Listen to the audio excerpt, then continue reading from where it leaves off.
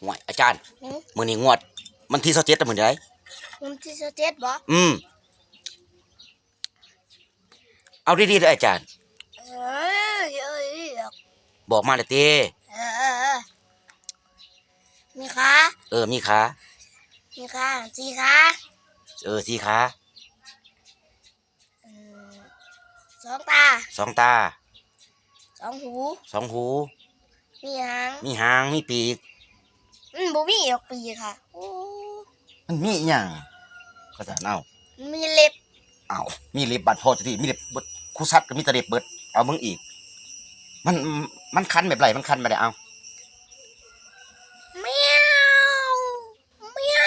วโอ้เสือเสื้อบ้านเจ้าติอ้าวมันเอาตัวเด็กบ่เอาตัวเด็กมั้งคันมึงเข้าใจเอาตัวเด็กมั้งตัวเด็กมแปดเอา8 หก6 7เอาแล้วก็